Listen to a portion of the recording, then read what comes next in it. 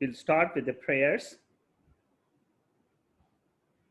Vasudeva Sutam Devam Kamsa Chanuramardhanam Devaki Paramanandam Krishnam Vande Jagatgurum.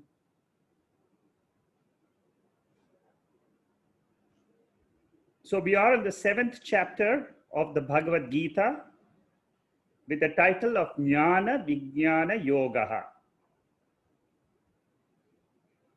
A very beautiful chapter. And this section from chapter 7 to 12, I have explained that this is where we understand the second aspect of the spiritual study, which is what is the totality which we see as the world. The first 6 chapters discussed me, the jiva, I, the body-mind complex. A thorough analysis of me was discussed, which is called as the Tvam Pada. That means the analysis of the individual. That was discussed in chapters 1 to 6. The most important point we should remember about myself, which has been taught, is I have got 2 nature. One is an inferior or the lower nature, which is the body-mind complex. I also have another invisible nature, which is the spiritual nature, which is called as Atma. I do not know anything about the Atma when I begin the spiritual study of the Bhagavad Gita. I only know I am the body who has been born on so-and-so date. This is what my parents have told me, you were born on so-and-so date. So therefore, I believe that this is my nature. I was born on so-and-so date, and I'm continuing. I have done a lot of study. I am successful in life. I have gone to college. I have picked up degrees. I have got house, wealth, so-and-so, so-and-so. This is all about the jiva, which is called as the lower nature in the spiritual science. The second aspect of the jiva is the spiritual part, which is an invisible portion, which is what Lord Krishna is teaching to Arjuna in the first 6 chapters. The same thing applies to me also, because I also am ignorant about myself. And what did he teach? He said, Atma is never born, never dies. The most important point in the entire Bhagavad Gita, in the 20th verse of chapter 2. Na jayate mriyate va kadachit. This single point you should remember throughout the study of the Gita. If you miss this point, you have missed the gist of the Bhagavad Gita. If you remember that, then what we have to do is understand this nature of mind. That is what is my whole study all about.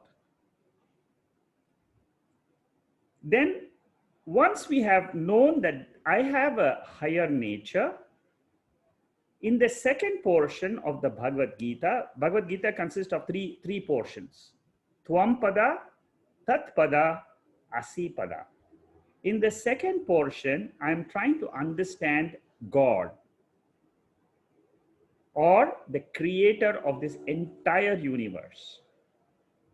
So the whole section from chapter 7 to 12, you must always remember, I am trying to analyze the whole universe. What is this universe? Who has created it? What is the nature of God? That is what I am trying to understand in the second section.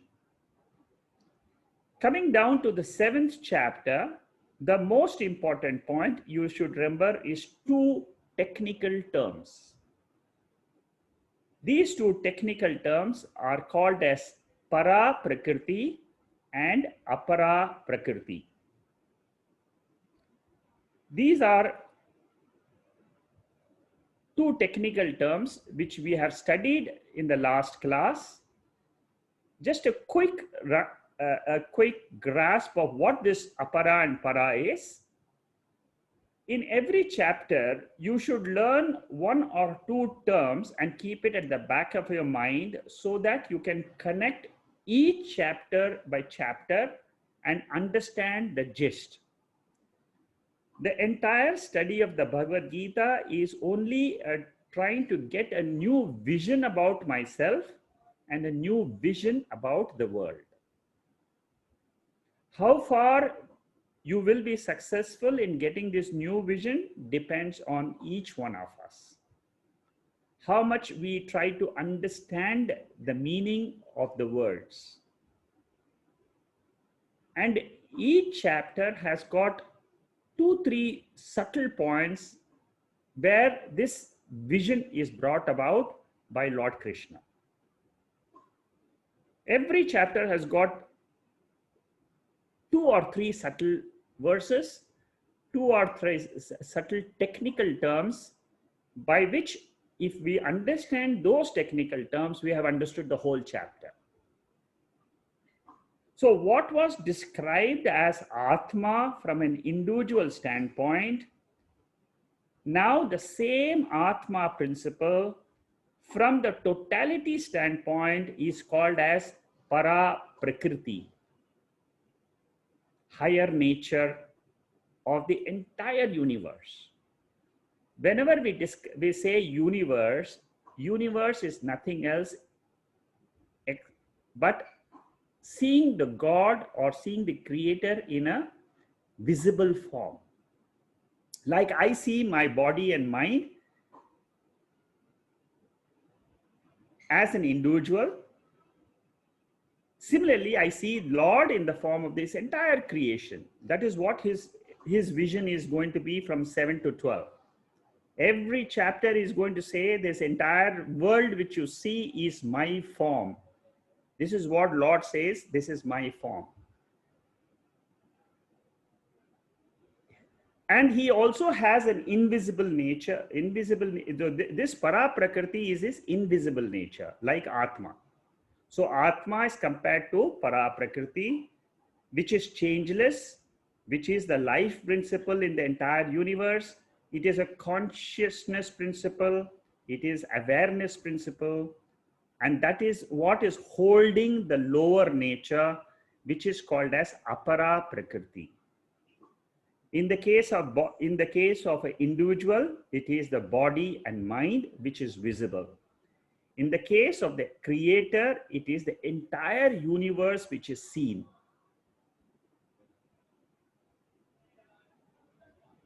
And in the 4th verse of this chapter, he says, Bhumi Rapo Nalo Vayuhu Kam Mano Buddhirevacha Ahamkara iti yamme bhinna prakriti ashtadha. What he's saying in this verse is the 5 elements, the cosmic mind, the cosmic intelligence, and the cosmic ego, that is what is called as my lower prakriti.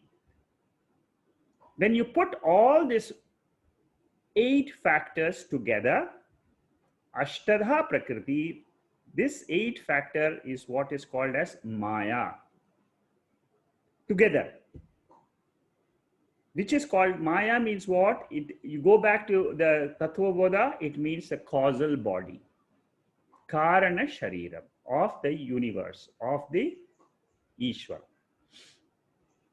So, having compared what we have studied about the individual, now we are entering into comparing it with reference to the totality or with reference to Ishvara or the creator. Like we say, Atma is where the entire body and mind complex resolves in sleep. Similarly, Para Prakriti is the abode of the entire universe where it comes and goes. If you have understood these 2 points, then this chapter will be very clear. This is what Lord is trying to teach us, that my nature is a higher nature, which is called as invisible nature, which is Para Prakriti, and the lower nature is what eyes can see. The 5 elements is what is perceptible to the sense organs. What is not perceptible is the spiritual nature of this creator. Knowing, why do we study the creator's nature? Because we are an individual. The creator is the totality. Whatever is the totality will be found in the individual also. Like whatever is there in the gold, you will find it in the bangle or a chain or a ring. It's the same constituents. That is why we are studying the second portion, which is from chapter 7 to 12. And here we are discussing Para and Apara Prakriti. Lord Krishna is going to teach in every chapter the same Atma, Anatma in the individual sense, and the same Atma, Anatma in the total sense in every chapter. Each chapter he gives different views. The same thing is going to talk about in the chapter 13 with new terms there. Chapter 2 had Atma, Anatma. Chapter 7 and 9, they have Para Prakriti, Apara Prakriti. Chapter 13 will talk about Prakriti and Purusha, Kshetra and Kshetrajnaha. All are dealing with the same matter principle, spiritual principle. If you know how to connect the different chapters, you will find the Bhagavad Gita very enjoying. If you miss the factor, if you miss the subtlety of the teaching, you will find why is Lord Krishna suddenly talking about Karma Yoga, Bhakti Yoga, Jnana Yoga, what is all this about? You will get lost. So you must learn to connect. If you understand the basic principle that we are only discussing matter and consciousness in every single chapter, and we have to understand these 2 subjects very clearly in order to understand and get the grand vision which the Lord is presenting. What do I get out of this study of this Gita? My whole vision about myself changes. The small individual sense which I have will get dropped. And I will consider myself as the pure awareness, consciousness, infinite, immortal principle. What a great benefit this is. You will understand only when you go through this and you claim this as your own nature. This is the beauty and this is the benefit of the study of the Bhagavad Gita. It's a song of the Lord. It's a song of that higher spiritual principle which is coming down to us and telling us, you the jiva are not this body and mind. You are the infinite, immortal spiritual principle. If we are able to understand that, we have got the benefit of the Bhagavad Gita. With this small introduction, let me now go back to where we stopped last week. So up to this verse number 6, we have seen what is the lower nature of the Lord. That means we are talked about Apar Prakriti. When we are talking about the lower nature, we should also remember what is the term Maya. Maya is a term used for causal body, causal prapancha. The entire universe is coming from one particular cause. That cause is called as Maya. Cannot be explained, it cannot be seen, it is an invisible factor. That is why we say this entire world is like a magic show. Because Maya is a force, it is a Shakti, it is a power belonging to the Creator, the spiritual essence of the entire creation. The same thing has been explained in the 15th chapter of the Bhagavad Gita in the 3rd verse. Na rupa masye tathathoba labhyate nanto na charden na chasam pratishta. Ashwattamenam suviruda moolam asanga shastrena dhridena chitva. This is what is the same meaning of Maya. That this universe cannot be explained easily. Vivek Chudamani also describes this is the best definition of Maya. In Vivek Chudamani, verse number 109, where it says that Maya is neither it is existent principle, neither it is non-existent principle. That means what? I can't say that the world is existing or the world is non-existing. It is in between. It is an appearance like a dream. And if I question and inquire, this world disappears. That is what means, that is the meaning of Maya. It means I say that it is existent because I am able to experience it. But in sleep state, this world which I'm experiencing is not there. So but I am there. So where is this world then? From the sleep standpoint of view, this world which I experience in the waking state is not available. But I am there. This is where you should understand the deeper meaning of causal body. Causal body is what we are in our sleep state, the Karana Shariram. It is also a body belonging to me. The subtle body also belongs to me, which is called as the mind and intellect. What is visible to me is only the gross body. What is not visible to me is two other bodies, which is the subtle body and the causal body. The causal body, in which I experience it in my sleep. When I analyze the sleep state, the only thing I can say is, I don't know anything. That is why it is called as the ignorant state.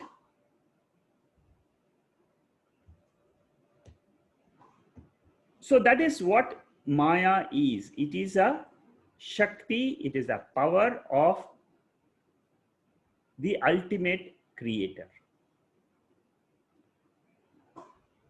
And what does this Maya Shakti do? We have studied this in Tattvavada also, the same thing. It has got two powers. One, it covers the real nature of Ishvara. That means the Lord is the Srishti, Sthiti, Laya, Karanam. That means the Lord is the creator, He is the maintainer, and He is the dissolver of this entire universe. This is covered by what? By that power. And then what is the Maya Shakti's second power? Vikshepa. Vikshepa means projecting power. And projecting power is what? It creates this entire universe for the benefit of all the jivas, which is called as the Apara Prakriti. We have to understand the lower nature and the higher nature in depth. When we understand this in depth, then we can also understand our own nature. I also have got the two Shaktis. Avarna Shakti means avidya. In the case of Jiva, it is called as avidya. And the Maya Shakti is called as the Nidra Shakti. I have the power to sleep. And what is the Vikshepa Shakti, the projecting power of the individual? It is our dream. I can project and create a dream. So I am a creator from the point of view of the dream world, the dream universe. I am covering my nature of waker and then projecting the dream. Similarly, the Lord also has got these two powers. That two powers is called as the Maya Shakti. It is called as the power of the Lord. There is a power in the entire universe. I do not know that, but through the study of the Gita, I learn how to look at the world. Normally, I will never look at the world from this vision. This is a new vision which I am learning. So from the spiritual point, we call that Para Prakriti by another name called as Brahman. Apara Prakriti is called by the name Maya. These are all different names with reference to in certain context, we use different names. So what is the spiritual principle of the Lord? He is sentient principle, knowing principle. The desk does not know. The human being knows. That knowing principle belongs to God. I know the universe. I'm conscious of the universe. That consciousness in me belongs to that Lord. It's the same consciousness in me and the same consciousness in you, and the same consciousness is all the beings. That is what the 13th chapter is going to beautifully say, that consciousness in every body is the same. It is one, ekam, advitiyam. Advitiyam means it is non-dual. Shuddham, shuddham means it's pure. It does not have any impurity of the mind in it. And that is what is called as Para Prakriti, and it is Swatantram. Swatantram means it is independently existent. See, these descriptions are given so that our mind can travel in the direction of the spiritual essence in the entire universe and separate the matter, what we see through our eyes, and through these indicators, my intellect travels in that direction in which Lord Krishna is saying, this is my real nature. And what is the matter principle? The 5 elements. The 5 elements which constitutes the 3 bodies, 3 sharirams, and the entire prapancha. Prapancha, when we say, it means the entire universe. And whenever we refer to the Karana Shariram of the universe, we call it Maya. And a very important point you should understand is this whole universe is dependent on that higher spiritual principle for its existence.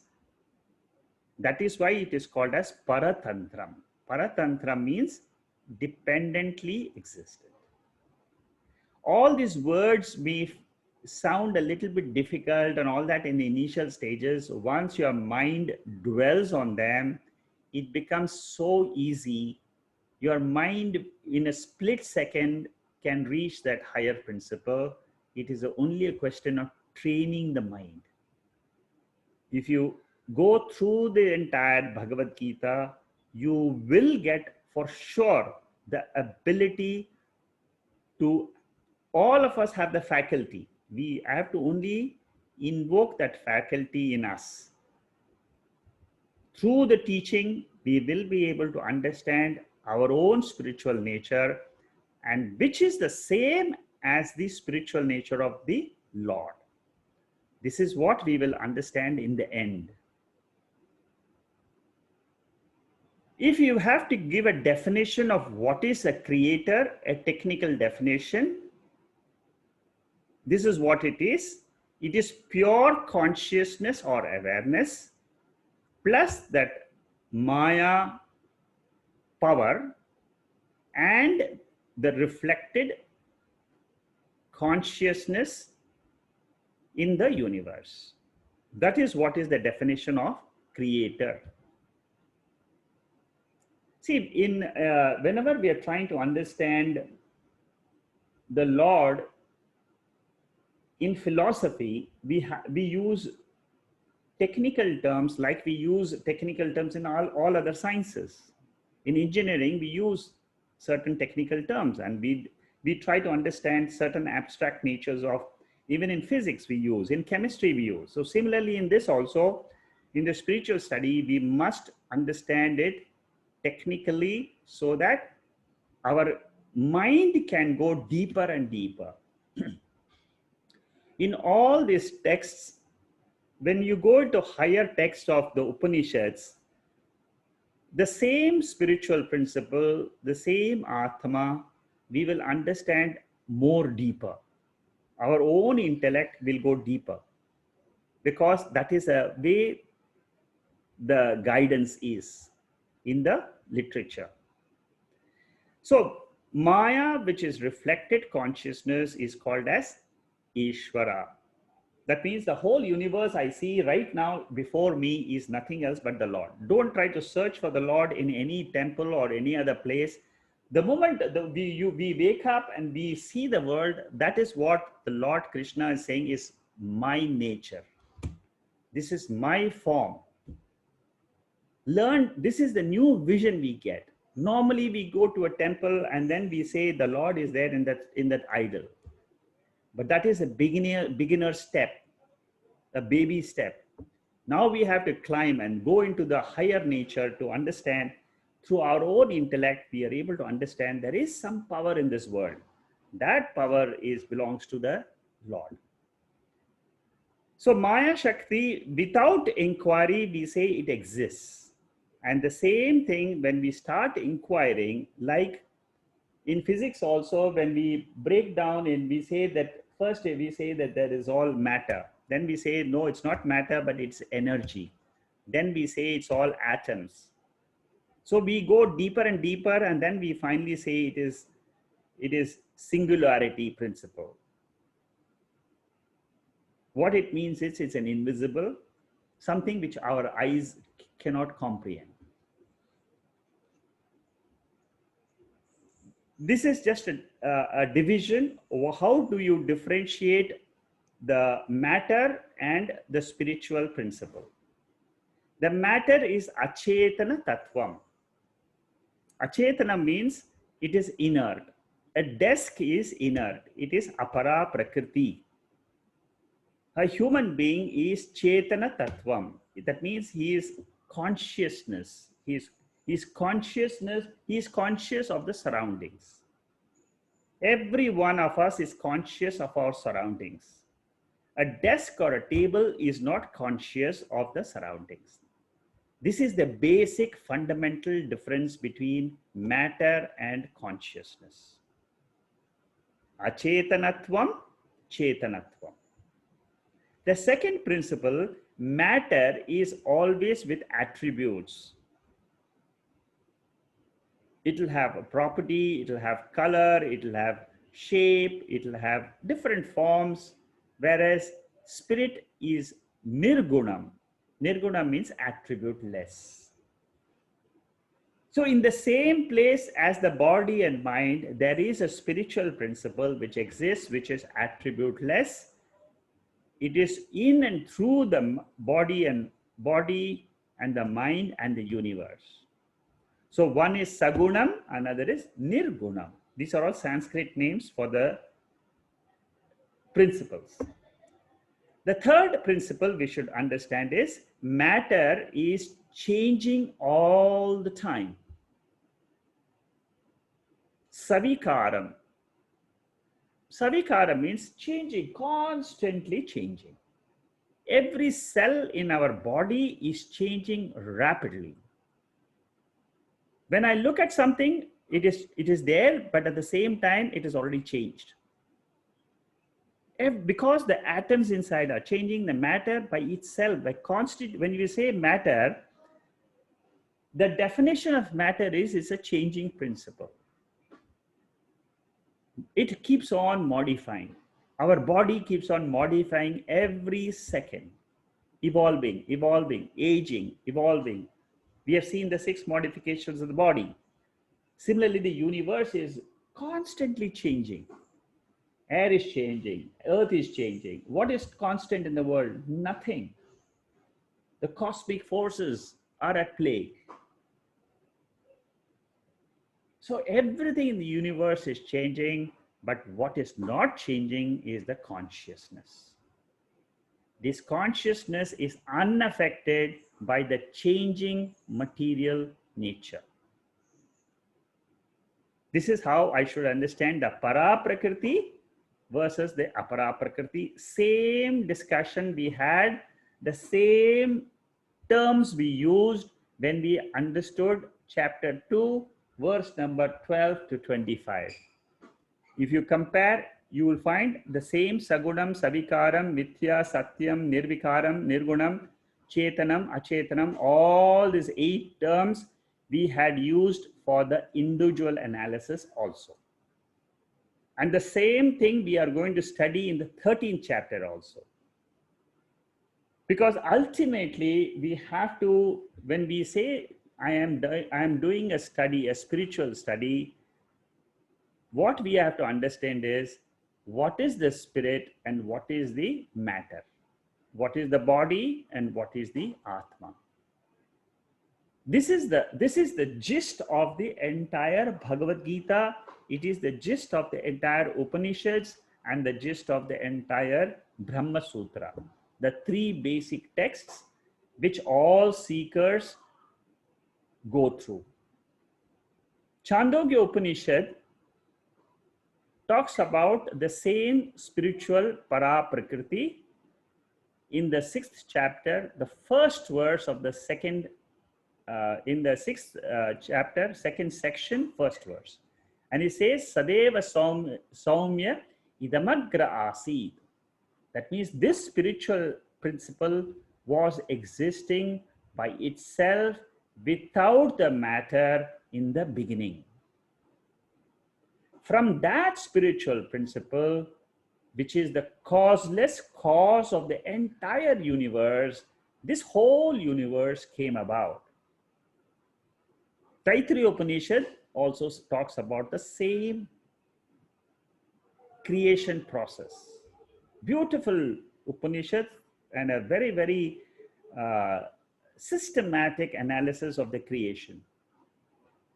Tasmad eva etasmad atmana akasha sambhutaha akashat vayuhu vayor agnihi agner apaha abhayat prithvihi prithvi oshadayaha oshadayabhyan noham annat purushaha. See a systematic analysis of creation here in Taittiriya Upanishad. What it says is, from this spiritual principle, Atma, the space was first born. From space, air was born. From air, fire was born. From fire, water was born. From water, earth was born. A step-by-step process of creation. From the earth came the entire plant kingdom. entire plant kingdom represents the food. That means the bhogya vastu was first created. From food came the man. The essence of the food eaten by the parents becomes the human child. And then the cycle continues. Para Prakriti, what happens to Para Prakriti? Para Prakriti means that the matter, the consciousness principle, it is changeless in the past, in the present, and in the future. It is inseparable from Apara Prakriti.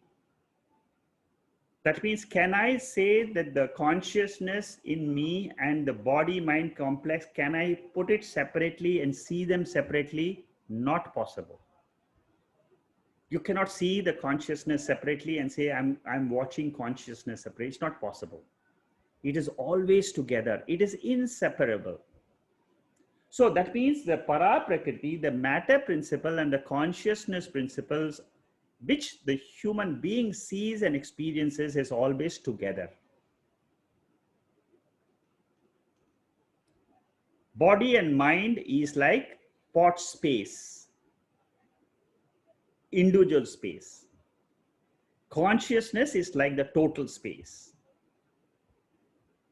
That means in this body mind, there is a consciousness aspect which is reflected in this body and mind.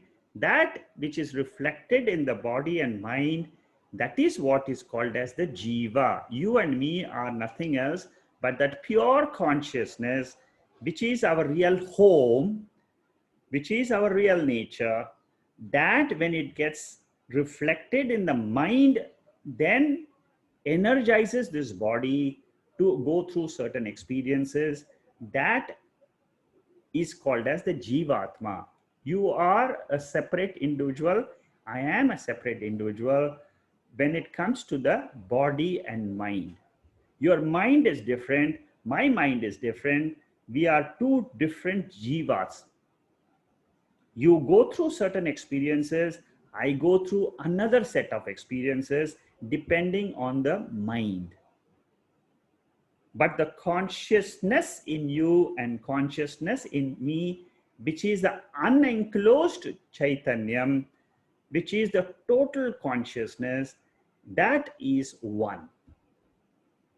So, like the total space, if you break the pot, what happens is the pot space merges with the total space. So, similarly, when the body and mind are not there, what remains ultimately is that one unenclosed pure consciousness, which is that Purnamada Purnamidam. Last week there was a beautiful question on that. That is what is the unenclosed pure consciousness. In the 13th chapter, we are going to see the oneness between the individual consciousness and the total consciousness.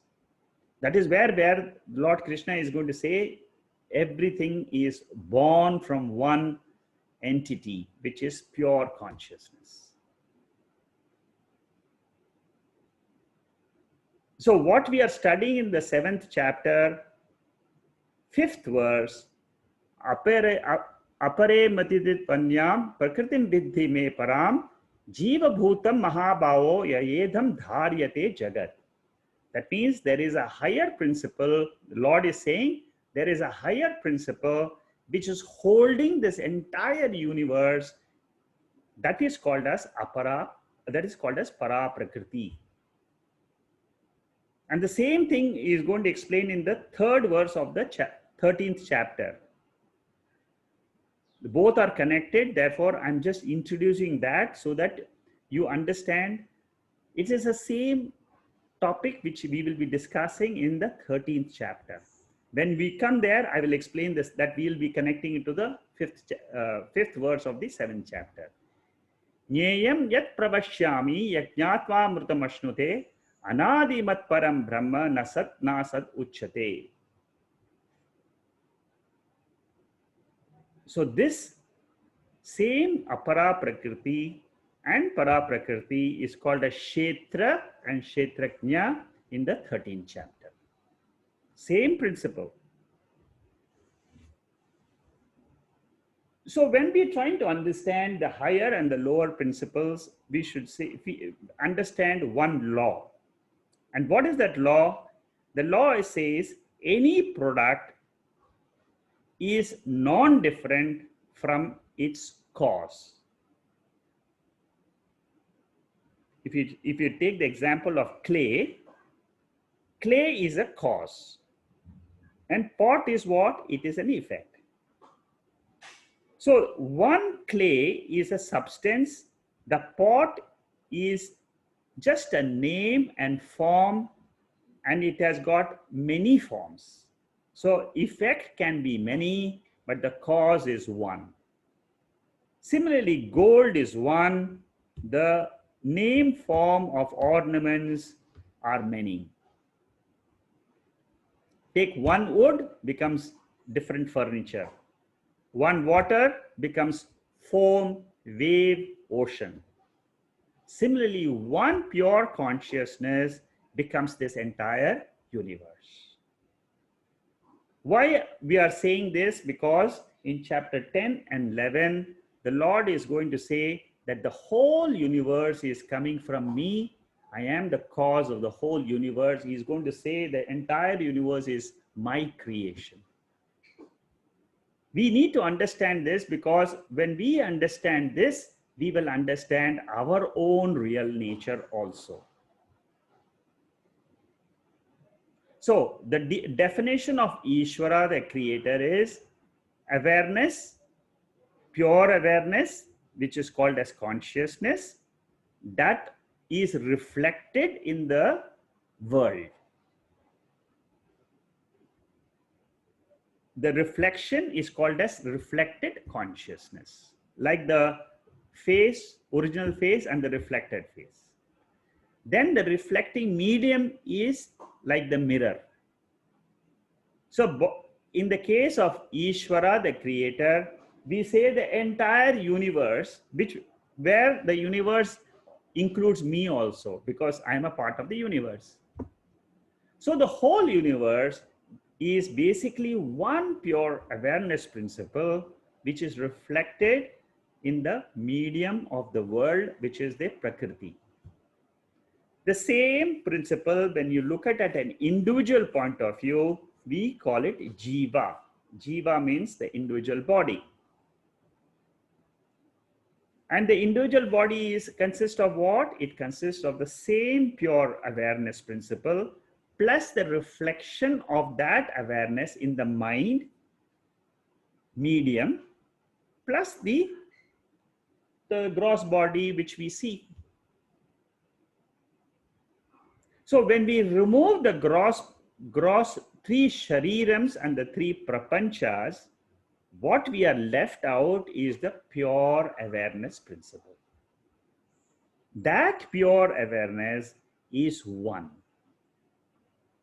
It is one in the Ishvara. It is one in the same pure awareness in the creator. Therefore, we put the equation Jiva is equal to Ishvara is equal to Brahman. We give the name Brahman because we don't want to use two different names, Jiva and Ishvara.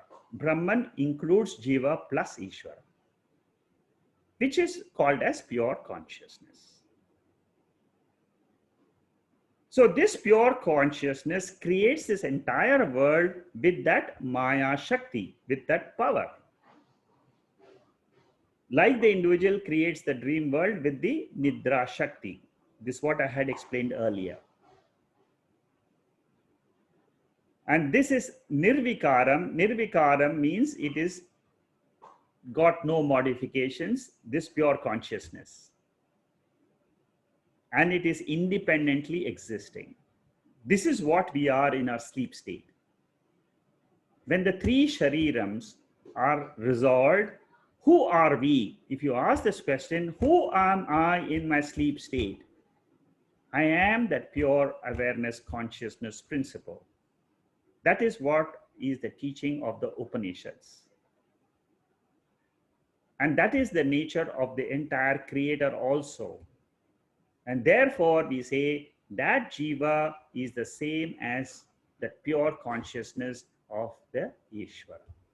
So I don't look at myself as the body and mind anymore. I say I am that pure consciousness. The individuality is gone. I have a new definition about myself. I am that pure Satchit Ananda principle. That is the essence of the Bhagavad Gita.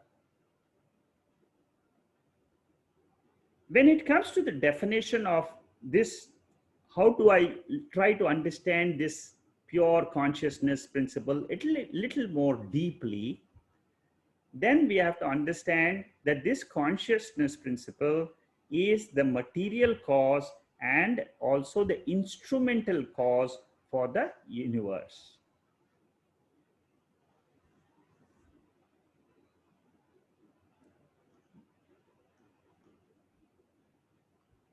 What do you mean by material cause and the instrumental cause of the universe?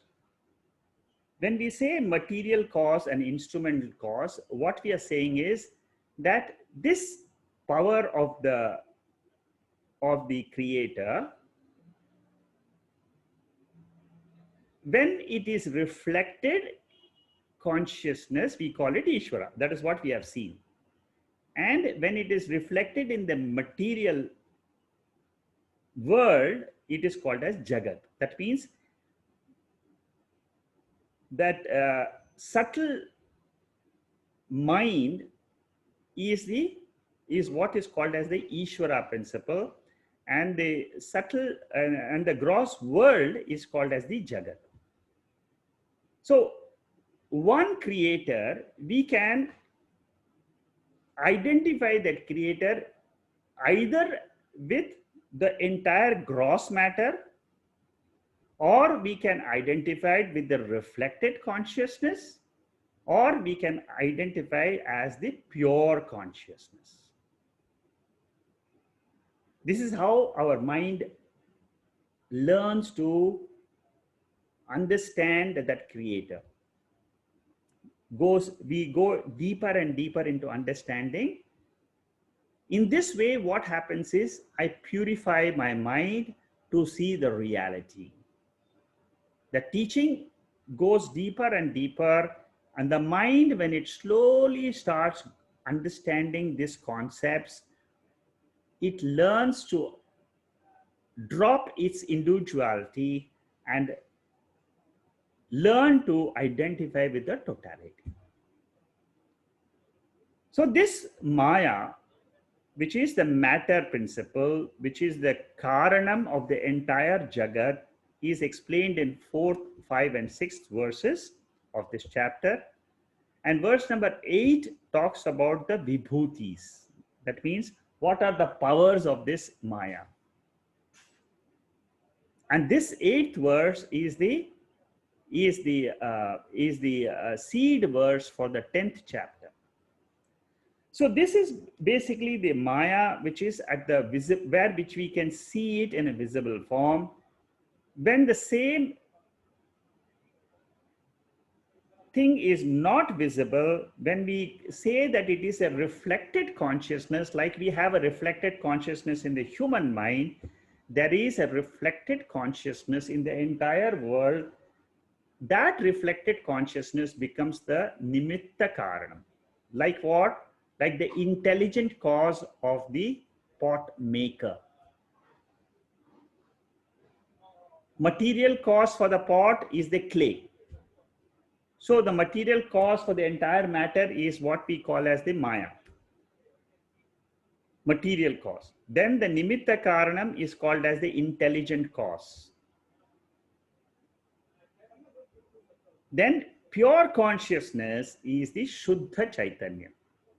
So Ishvara, when he says, I am, you see, now this principle will be used when we go into other verses in chapter 9. So at this point of time, you have to understand that Lord can be in 3 different forms. And similarly, I can be in identified with my gross body, or my reflected consciousness, or with the pure consciousness. Jiva can be identified. You can see this. This is what I was trying to explain. When Jiva is identified in the Sthula Shariram, that means I am looking at my body, then what happens is I am totally ignorant. That ignorance, when I am looking at my gross body, it is basically I am identified with ignorance. And in order to cross this ignorance, what I should know? I should know the pure consciousness. When I am identified with my mind, then I will say I am different than other person. Otherwise, with the gross body, I and everybody is the same. The gross 5 elements in me and you is the same. What makes me different is this reflected consciousness in the mind. Like the my reflection in the mirror.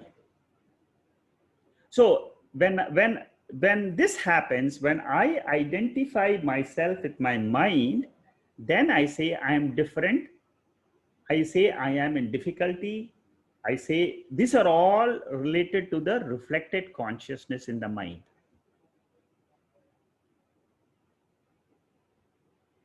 The same jiva can be taught, this is what we are taught now, to identify with the pure consciousness. When I identify with the pure consciousness, what happens? What happens is, I say that I am seeing the difficulties, but they are not me. That means they are thoughts in my mind. I am experiencing them, but I am not in them. This concept, if you have understood, then you can understand the 7th verse of the chapter 7. What does it say? Matha parataram nanyat kinchidasti dhananjaya. Mai sarvamidam proktam sutre manigana iva. Very, very important verse of the chapter 7. What does it say? It says that beyond my nature, there is nothing else in the world. Beyond the pure consciousness existence principle, there is nothing in the world, which means world which you see in the waking state is nothing else but that pure consciousness,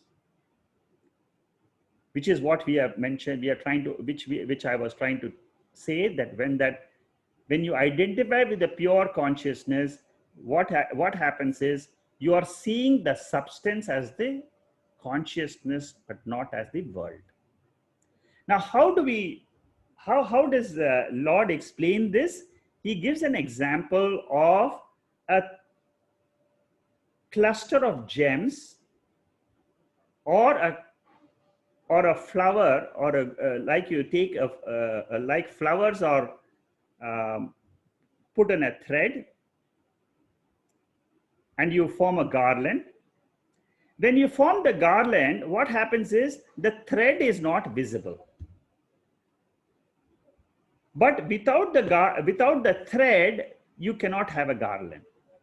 So similarly, this creation, without that invisible consciousness, the beads, or what you see as the gems, they are all, each gem is nothing else but you and me. All beings in the universe, all the objects in the universe are nothing else but the beads, which are tied to one string. That means all of us are tied to one entity, one principle in this entire universe, which is consciousness. So this is how we are all one. If you look at the name and form, each one of us is different. But if you look from the perspective of the consciousness in me and consciousness in you, it is the same one thread. If you look at the diversity, you're seeing the beads. If you're looking at the uniformity, you're looking at the consciousness, Satchit Ananda principle. Very, very beautiful verse. Matha parataram nanyat kinchidasti dhananjaya mai sarvamidam proktam sutre manigana iva. I alone am manifesting as the universe. This is what the Lord is teaching Arjuna.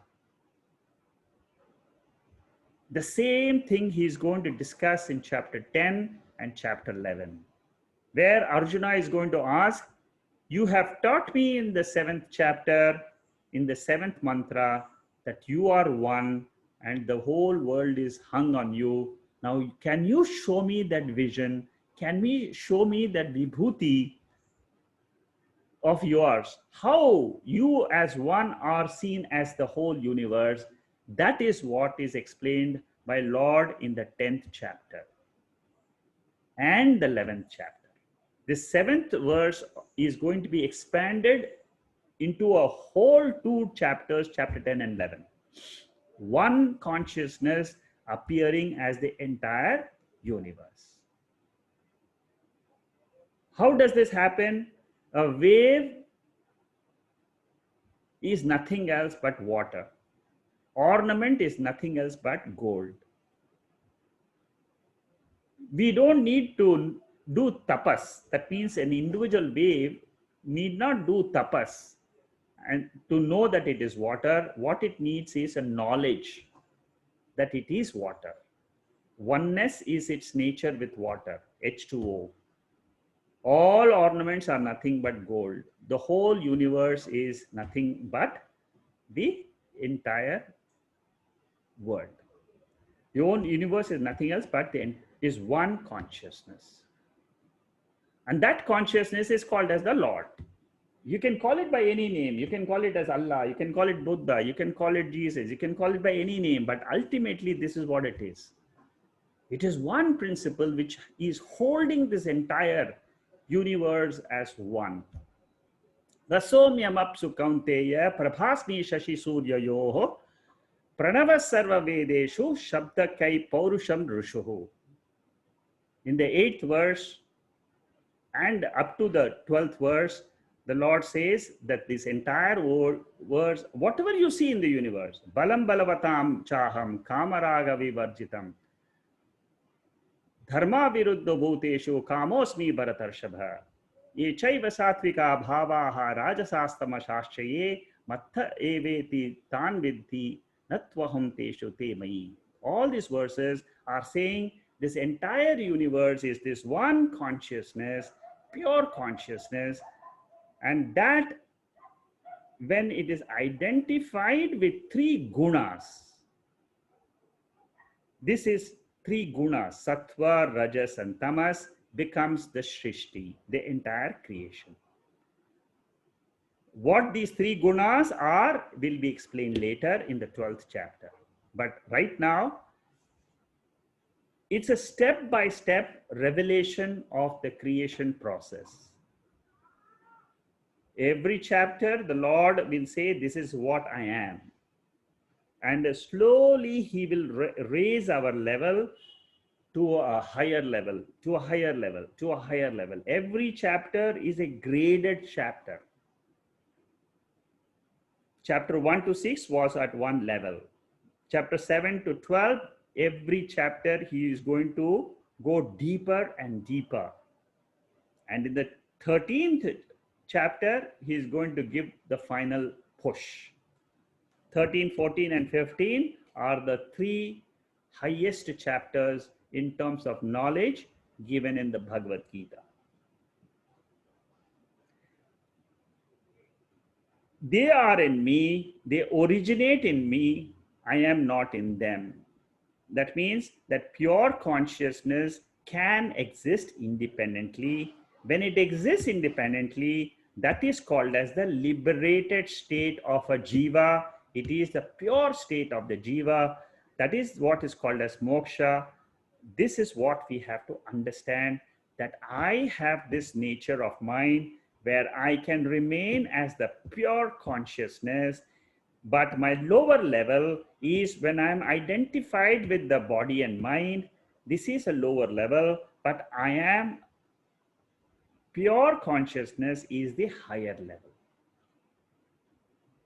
What you experience is the Ishvara, and when we look at that Ishvara, that consciousness principle as the universe, that is called as divinization of the universe. That means I don't look at myself as suffering from samsara, but I am looking at the entire world as the divine creator, creation itself. Look at the grand vision which Lord wants to give in this chapter and in the subsequent chapters. If only our mind, which is so finite and so limited, and it's looking at our own problems inside, knows how to drop the mind and drop the problems, we will see a different vision altogether. That is what Lord Krishna is trying to do with Arjuna. And the same thing he is trying to do with us also. When we learn this Bhagavad Gita, he is teaching us directly. Through these verses, we are able to see a different vision of the world. So Par Prakriti and Apar Prakriti is the two principles we should remember throughout our life at a totality level. When I remember at the totality level, it will be easy for me to remember at my own individual level. I will drop my finiteness and I will learn to look at the infinite world and the infinite creation and drop the sorrow from my mind. Don't forget, that is where Arjuna started from. He wanted to know the remedy for his sorrow. We all want to know the remedy for our sorrows. The problem of Arjuna and the problem of you and me is the same. And the solution given by the Lord in the Bhagavad Gita is the same for Arjuna, it's the same for today to us. Even after 500 years, the human problem of suffering and samsara will remain the same, but the teaching of Bhagavad Gita will never change. It is the same teaching which will give liberation from sorrow for any human being at any point in history. That is why this teaching has been surviving for 5,000 years. Sanatana Dharma. This is Sanatanam. They say that this teaching is very, very old. It has come along with the creation.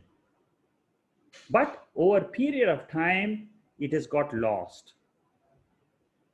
And when we try to understand this, and our own mind is able to understand, we will be able to come out of our small petty problems. Tribur guna mayai bhavaihi ebhi sarvamidam jagat mohitam nabhijanati mamevya paramavayam. Here, the Lord says that there are three gunas of prakriti, of nature, which are distinct from the consciousness principle. And these three gunas are the ones which cause bondage when we identify with the gunas. This is a very important point we should understand. This will be explained in the 14th chapter, but here we must understand whenever we say Apara Prakriti, Apara means what? Lower nature. Lower nature means what? Matter principle. Matter means what? 5 elements. And the 5 elements, when they come in combination and they form the entire universe, human beings, tables, objects, mountains, rivers, when the 5 elements are together, they have 3 gunas in them, 3 patterns in them. And these patterns are formed in the human mind. One is called as sattva, another is called as rajas, and the third is called tamas. Sattva means knowledge, rajas means action, tamas means neither knowledge, neither action, laziness. And when I, as the jiva in this body, I identify with these three gunas, I get into bondage. I take myself as a small, finite being. And these three gunas, they draw the attention in me all the time. The whole life is spent on identifying with these gunas as me. And here the Lord says that there is that my nature, higher nature, is not attached to these gunas. Avyaktam vyaktimapannam manyante mama buddhayaha param bhavama janantaha mamavyamanam uttamam. What it says is that the foolish people think that they are the gunas. And they think that this whole prakriti is only matter, and which is come into manifestation. They can see the world, this is matter principle, but they don't know that I have a higher nature which is not connected, which is not attached to this prakriti. By this, what the Lord is saying is, there is this nature of mine, please understand.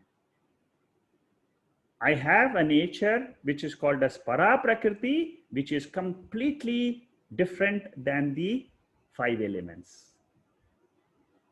And it is unattached. It is pure. It can exist independently. If I know that this is the Creator's nature, I can apply it and into myself and say, this is also going to be my nature. When I apply it as my nature, what happens is I get to know who I am. So in this verse, number 7, what he says,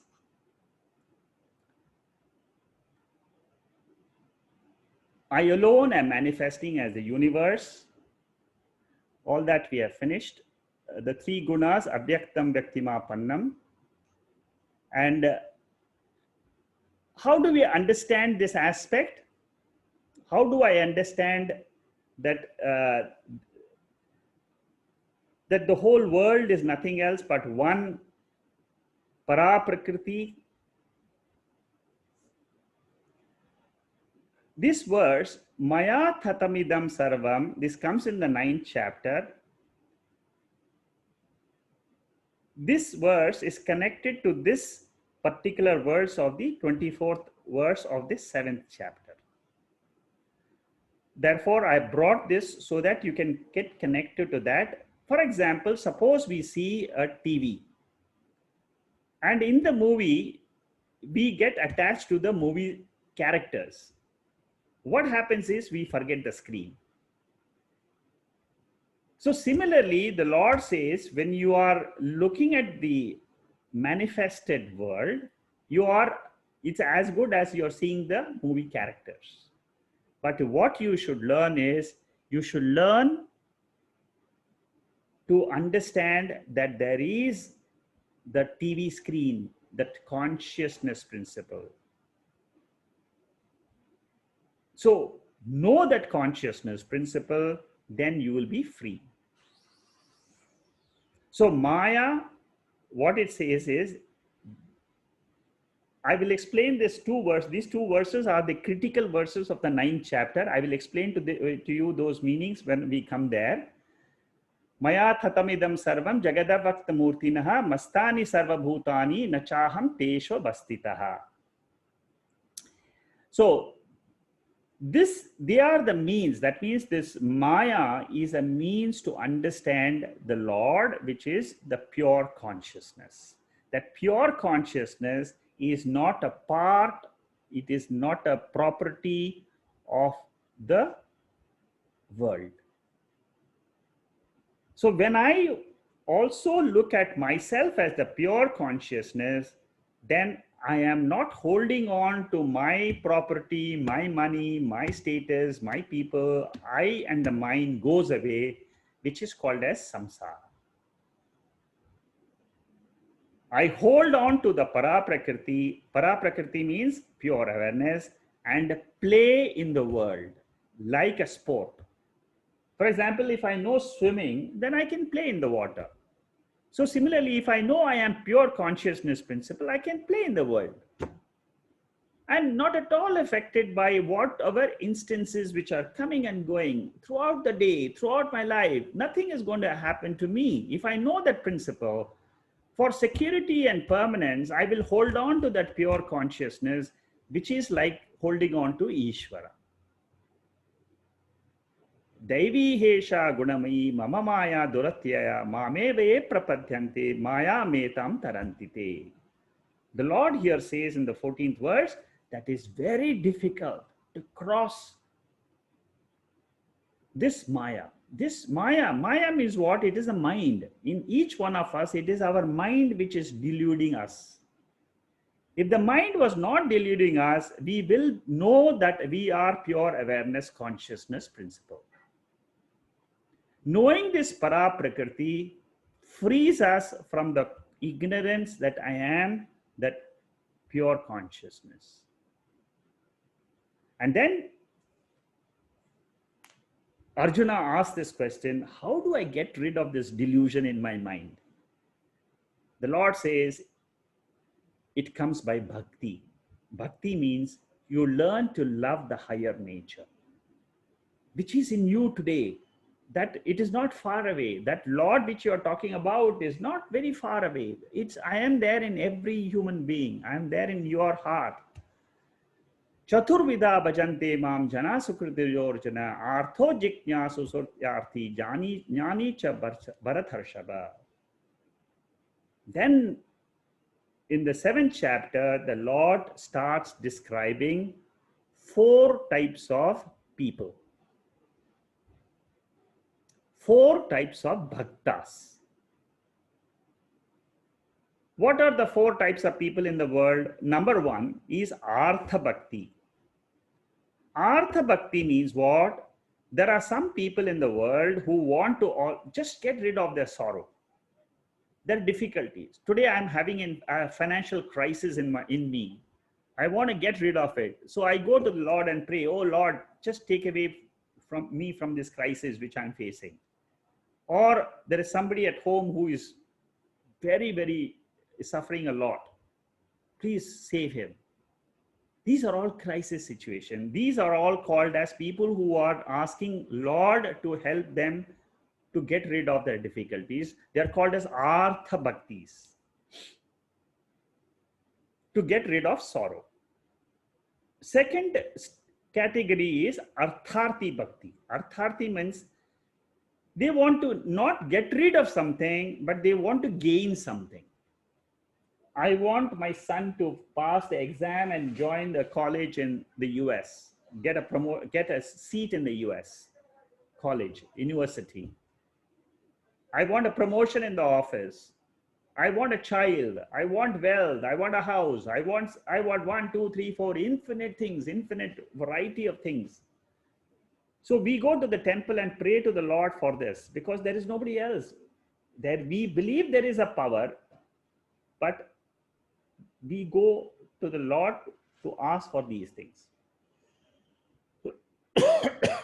That is called as Artharthi Bhaktis. The third category is called a Jignasu Bhakti. Jignasu Bhakti means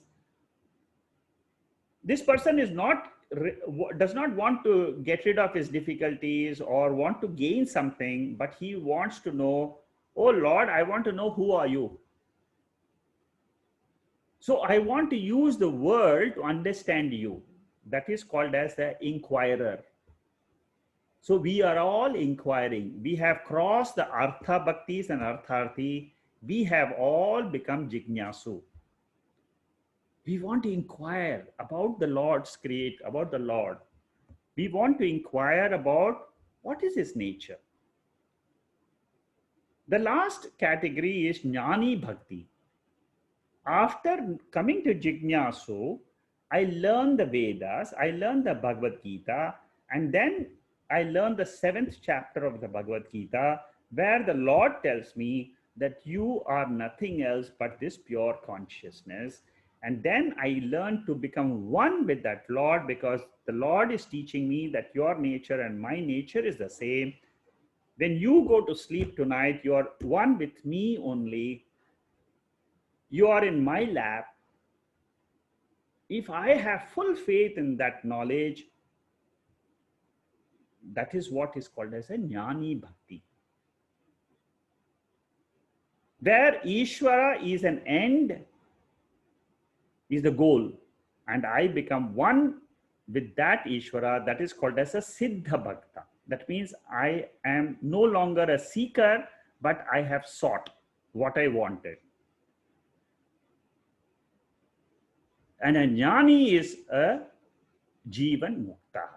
He is free from the Jivatva Bhavaha, because he no longer attaches himself to the finiteness of his body or the mind.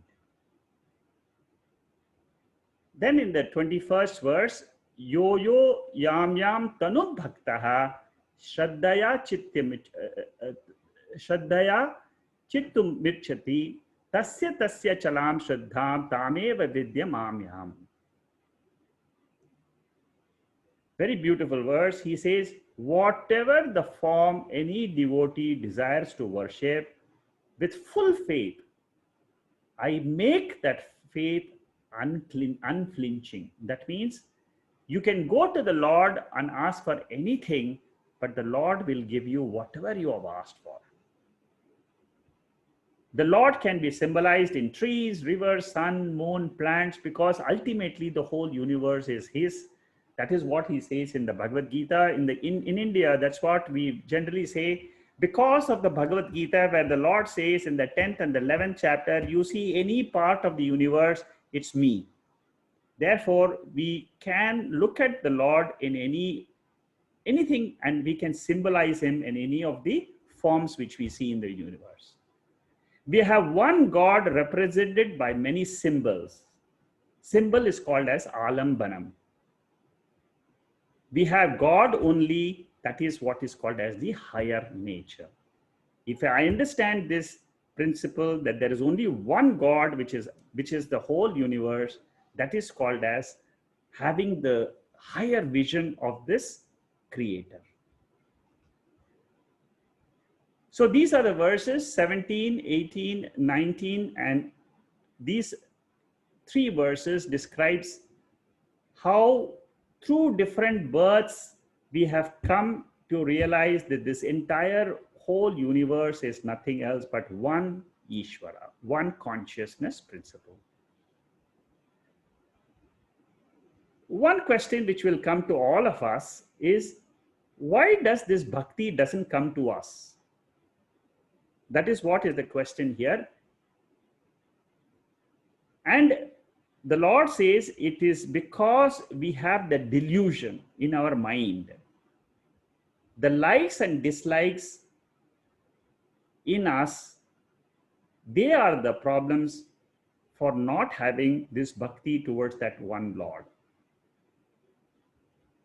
And all of us have this ignorance right at the birth, this covering of Maya, that I don't know my nature, higher nature. That is why the delusion comes. The covering, the veiling nature of Maya projects these delusions in my mind. And this is what I have to get rid of to attain my higher nature. In 28 and 29, what are the means to develop this bhakti, and through that how to get freedom from the mind is described. And what it says is that you need to strive for this. You need to put effort to come out of this delusion. In the last verse of this chapter, the 30th verse, Sadi bhutadi daiva mam sadi yaknyashchaye viduhu prayana kalepi chamam te vidur yukta chetasaha. What the Lord says is, If you come to know 7 factors, you will then gain bhakti towards me. What are the 7 factors? Number 1, what is Adi Bhutaha, Adi Daiva, Adi Yajna, Karma, Atma Surupam, Brahma Surupam, and then the last factor is how to think of the Lord at the time of death. There are 6 technical terms again. If you know these technical terms, then you will have clear bhakti towards me. And also, if you know how to meditate on me during the last moment of your survival on this earth, if you can remember me at the last moment of your death, you will reach me. That is the promise given by the Lord. And the answer to these questions, 7 questions, is the connection to the 8th chapter. The 8th chapter is full of answer of these 7 questions, which we will see next week. So this is how the chapter ends, with this question and this answer. We will study these terms. What is Adi Bhuta, Adi Daiva, Adi Yajna? What is karma? What is action? What is the Swarupam of Atma? All this will be discussed in detail in the next chapter. I have given you an attachment to quickly go through the 7th chapter verse by verse, just to know how you can connect all the verses together. You can read them at your own leisure. All these verses, a quick glance will give you this 3-4 pages will give you a quick glance at the entire chapter. So for those who are doing this chapter, who want to know, if you want to study a particular verse, you want to understand a particular verse more, you can go through the notes which I will be circulating for these entire 30 verses in detail. This is in short form. I have given you an entire summary of the 7th chapter, and this is the entire verse by verse description. And if you want to go into depth of these verses, I will give you the notes. Any verse you can go in and find the depth. How much you want to learn the Gita is up to you. But what we are providing here is a summary, a quick summary, and also detailed notes. With this, I will close the 7th chapter, and next week we will see the 8th chapter, which is called as Aksarabrahma Yoga, imperishable Brahman. The essence of this chapter is,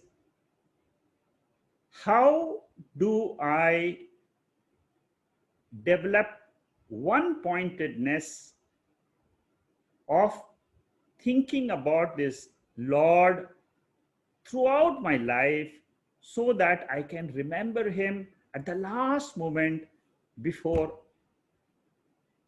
my death. And in this chapter, the Lord gives a small secret. He says, if whatever you think as the last thought before you die, that is what you will be in the next birth. So if you think about me, you will join me. Let us understand this principle in detail in the next class. With that, we'll close today's session. Om Purnamada Purnamidam Purnat Purnamudachade Purnasya Purnamadhaya Purnameva Vasishyade. Om Shanti Shanti Shanti. Hari Om Shri Gurubhyo Namaha.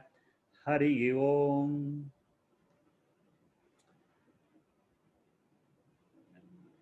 Let's see if there are any questions today.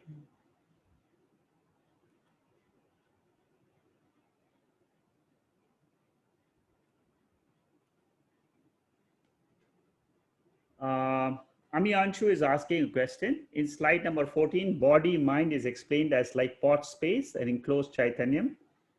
All space is same. If we move the body space, pot space, will it not move? My question is, if the pot can be explained as energy of the awareness and consciousness like Maya, which I mistakenly consider separate from consciousness.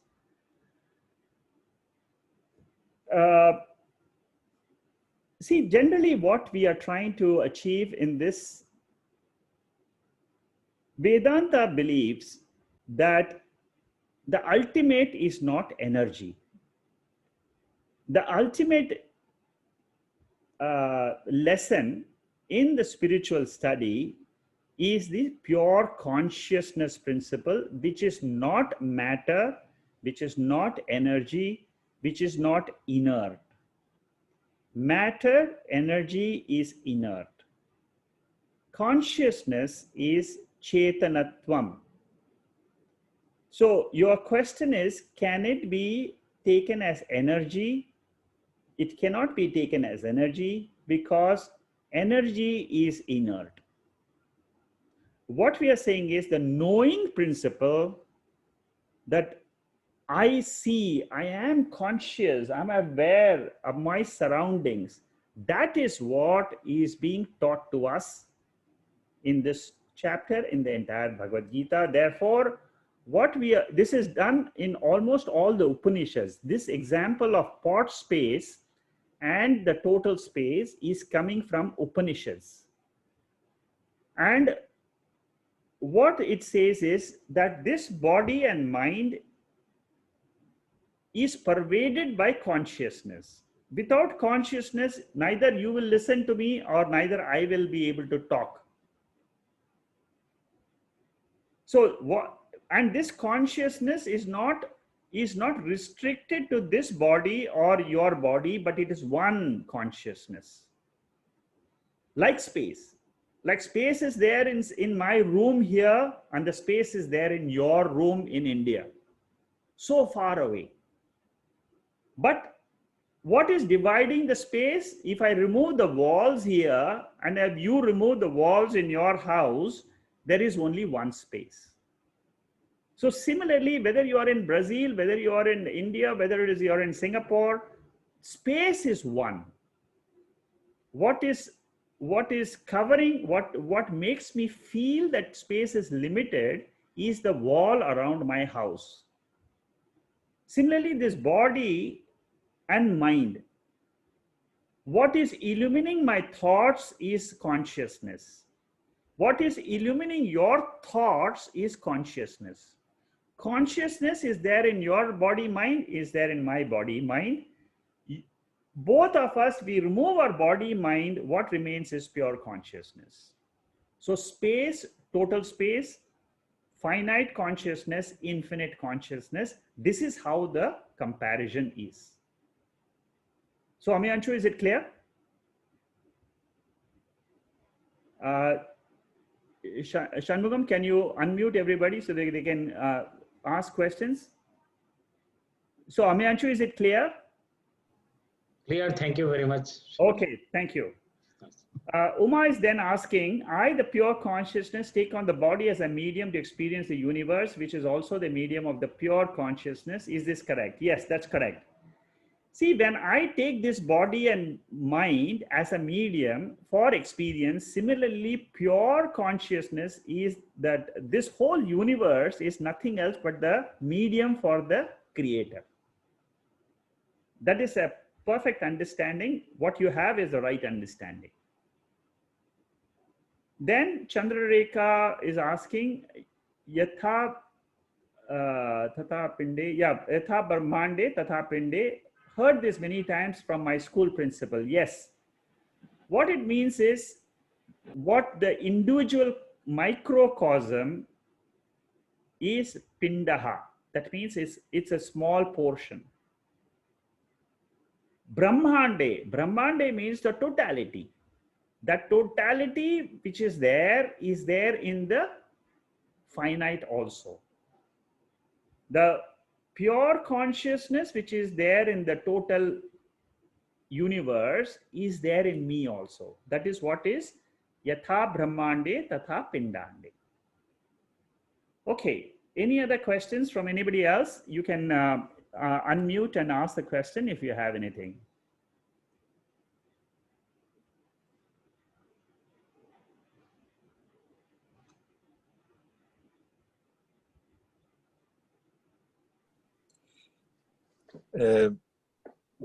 Shekhar, it's Santiago. Yeah, Santiago. Yeah, it seems like I need more time to even think about how to ask the question, but because this is the opportunity to be here, it's like, yeah, this is, you see, these are all difficult. These are all new understanding and new terms which you are listening for the first time. So it'll take a little bit of time for you to absorb these ideas. What I suggest is you keep on listening more and more. And when you come to the end of the Bhagavad Gita, a lot of this will become more clear. Right. Okay. Yeah. Yeah. Now, yeah. What is it you wanted to ask? Well, it has a little bit to do also with the question before about energy in a way. It's and the example that it's given. We need definitions to understand this this process we are going through. Yes. And Ishvara, as you explained, was part of what is called the reflected consciousness, and also is pure awareness. What will be the relationship in terms of definition between this Ishvara as matter and pure awareness, between Atma and Anatma and Paratma? I get confused about those definitions in relationship to Ishvara. Okay, let me explain to you. First, there are two ways to look at this entire universe. I can look at it as from my body and my mind. When I look at it from my body and mind, we use two terms. One is called as Atma, another is Anatma. Atma means the spiritual, Atma means pure consciousness. Anatma means matter.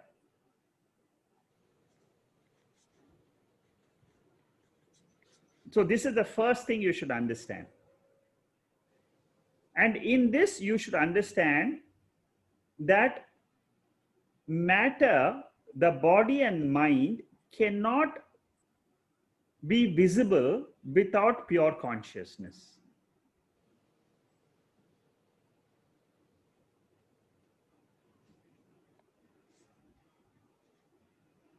This is the second point. The third point is pure consciousness can independently exist.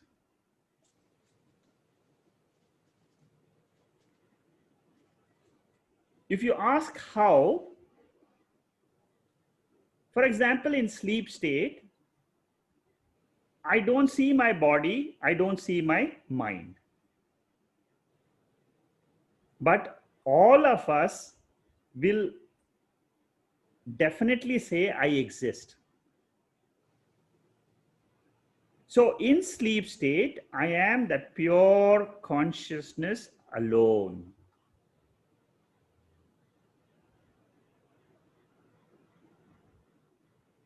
So are these 3 points clear with reference to the body and the body and the consciousness? Yes. Okay. Now apply the same thing to the universe, the entire universe. The entire universe, when you take it with reference to the what you see, which is called as, like the body and mind, what we see is the universe, which is called as the world. So the world has got a dependent position on that pure consciousness, which I am calling it as, for in the case of individual, I said it was Atma. In the case of the totality, I'm going to call it Ishvara. To make it very simple, I don't want to bring in too many terms. I'm going to give you Ishvara and Jagat. Jagat means world. World is there. Pure consciousness is also there in the entire universe. So what in this chapter they are saying is that like I can exist purely as in the sleep state, I am Atma, the pure consciousness. Similarly, in the universe also, the Lord, the Creator, the Ishvara can exist independently without the world. Now you have understood both Atma, Anatma, and Ishvara and Jagat. Yes. Okay. So this is now, then what they are saying is that pure consciousness, because of which the world is existing, that same pure consciousness is in this body called as Atma. That Ishvara and Atma is the same principle. Like the space in the individual body and the space in the total space. You can relate the individual body with the totality. If you remove the body and mind from your body and mind, if you remove the body and mind, what remains is pure consciousness. From the whole world, if you remove the entire gross matter and the gross energy, what remains is that same pure principle. That is what we are trying to understand slowly. It is going to be built up in other chapters. When you come to the 13th chapter, you will get more clarity. Okay? Yes. Okay. Thank you. Thank you. Anybody else has any other question? Secondly, the question last you put is how to think of God at the time of death. Yes. It's a question Arjuna put to Lord Krishna. Yes. Because our body parts are dying and how to think of it Yes. at the time of death. Right? That's correct. He is asking this question, how do I think about you at the time of death? So the Lord is going to answer that in the chapter 8. Next week, we are going to chapter 8 and we will find the answer there. In short, I will explain to you what he says. The Lord says, if you continuously think of the Lord, even now while you are living, then the Lord says, you will be able to think about me at the last moment also.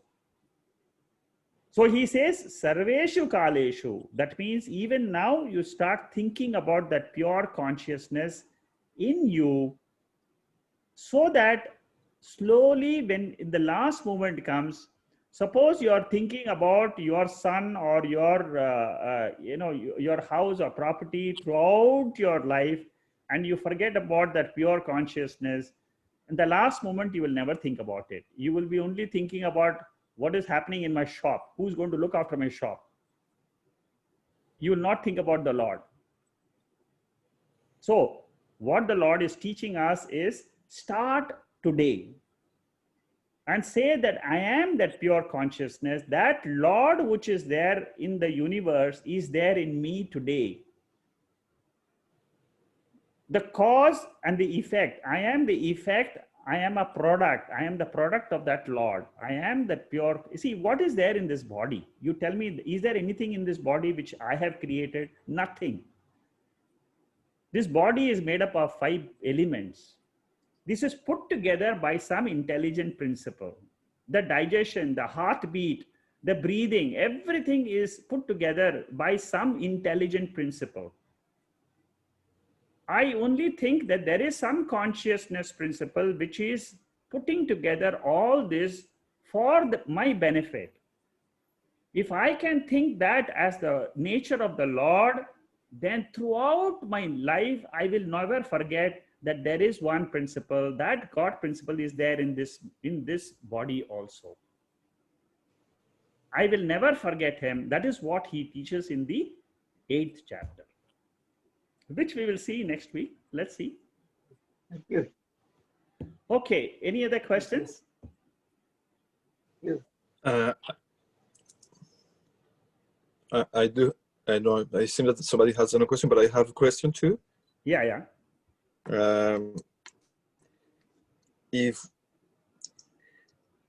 Again, it's of course my limitation because I'm not realized. But if we take the examples of the clay being what makes the pot. Correct. Yeah. And the pot is whatever we can define it as something material, but the clay is also material. But it's the ground, it's the basis of making the different pots. And then we have Brahman and we have the world, which is either energy or matter. But the difference, the clay and the pot has something material in them. Yeah, they are of the same material reality, whereas one Brahman and the world, one is matter, another is sentient. Right. So that comparison falls short for me because I cannot really grasp how those two examples. Okay, that's a good question. That's a very good question because see, in the world, the normally the cause and the effect, they are different, and the intelligent principle behind is different. So in the Upanishads, in the literature, they give an example of the spider. They say the spider, when it creates a web, the web is the material cause. The spider is the material cause for the web to come out. And the spider is also the intelligent cause for the web. So yes. The web is, so if a spider's web is a example which the scriptures they use to say that there can be one intelligent come material principle which can result into the world. So as the spider is the cause of both the material and the intelligent cause for the web, similarly for the universe, Lord is one principle which is the pure consciousness and the material cause. So the material cause is the power of that pure consciousness. So whenever we are trying to understand that consciousness, in between, we have to put in some power. Right. Without that power, which is called as the Maya, without getting into that understanding of that Maya or inserting that power, you will never be able to understand the Lord or that consciousness.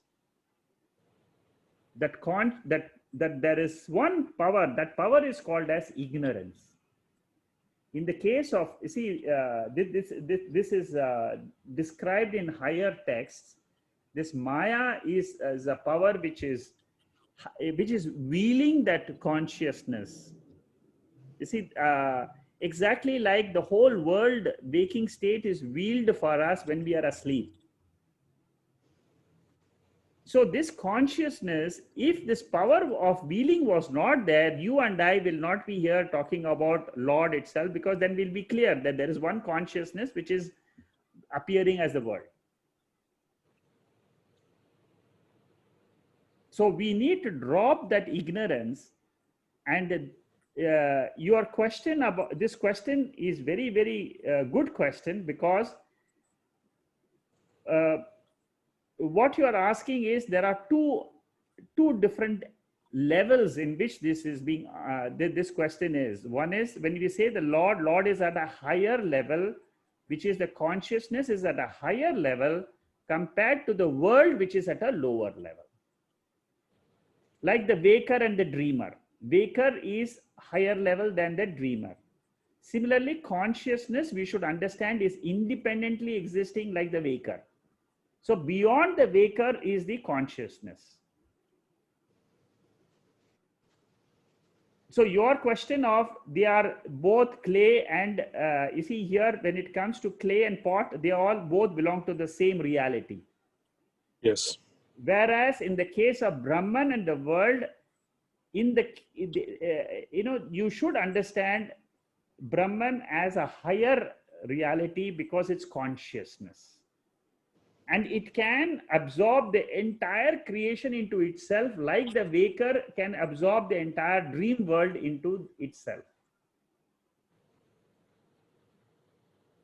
All the dream world is resting, is created by the waker, maintained by the waker, and it's resolved into the waker. Similarly, the entire waking state is created by Atma or consciousness, maintained by that Atma or consciousness, and it resolved into the same Atma or consciousness. Okay, this is how we have to understand pure consciousness. Okay, Thank you. any other questions? You see, this chapter 7 is a technical chapter about lower order of reality, Para Prakriti, higher order of reality, Apar Prakriti. These two things, you just keep it in mind. We will be revising the same thing in the 9th chapter also. So initially you have understood, you may not have got the full clarity in this chapter, but in 9th chapter we are going to revisit the same, and then the same thing is going to be discussed in the 13th chapter. Okay, so don't worry if you don't understand this. You see, these are difficult concepts.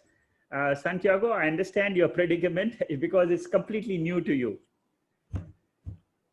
Okay, any other questions?